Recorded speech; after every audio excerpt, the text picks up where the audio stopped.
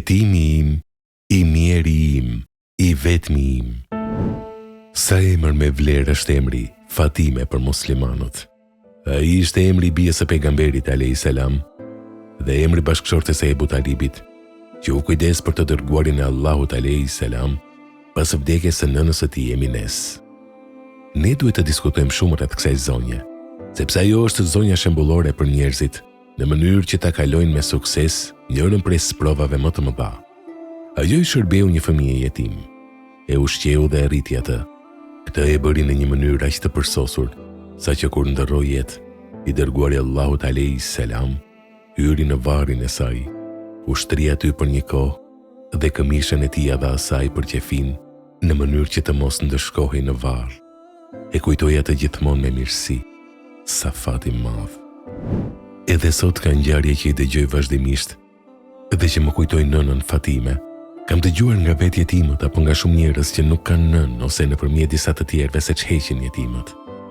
Edhe pse shumë zonja që kanë zemër të buta të mëshirshme prej nëne, tolerancën dhe dëmshurinë që shfaqin ndaj fëmijëve të tyre, nuk mund të shfaqin ndaj fëmijëve të tjerëve, kur ata ngelin nën për kujdesin e tyre. Nëna Fatime e sfidoi drejtësinë. Ajo nuk ulej në sofër pa ardhur pejgamberi dhe nuk i lejonte fëmijët të hanin derisa të vinte ai. Ajo së pari i jepte atij për të ngrënë, pastaj fëmijëve të saj.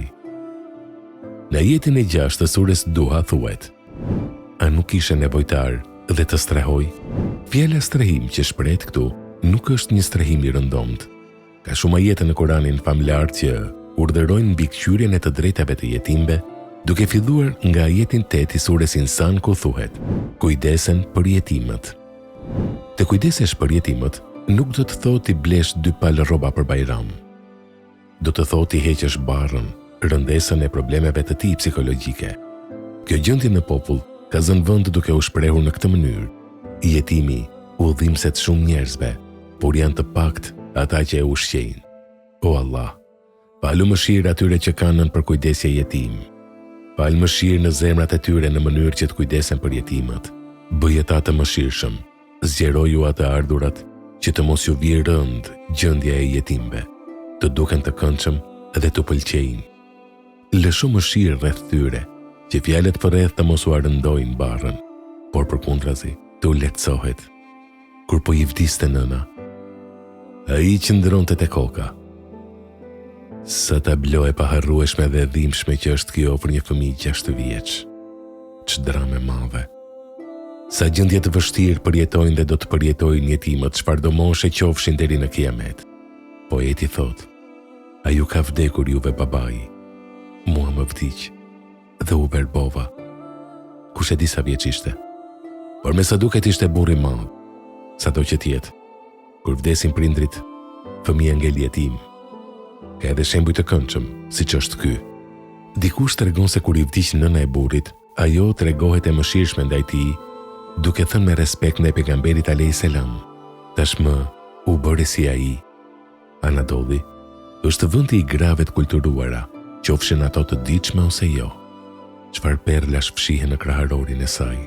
Në njërin anë jetimët, të cilëve u plaçkitet prona dhe pasuria. Vajzat që shtypen në punë të rënda ndërkohë që djem të rrinë. Në anën tjetër ka gjyshër fisnik si Abdul Mutalibi, zonja si Fatima, dhe çeçallarët si Ebu Talibi, të cilët sillen më të mëshirshëm me ta, duke thënë: është jetim dhe e ka zemrën të brisht, që u bëjnë mirësi më shumë se fëmijëve të tyre. O Zot, lehtësoju as provën dhe qetësoju as zemrat. Ti je streha dhe mbështetja e vetme për jetimët, të cilët shtypen, nga që nuk kanë njerëz që përkujdesen për ta. O Zot, që në ditën e gjykimit të marrësh në llogari secilin prej nesh. Mëshiroj jetimët dhe ata të cilët përkujdesen për ta. Amin. Mëshiroje sultanin e jetimëve dhe të gjithë jetimët që do të vinë deri në ditën e kiametit.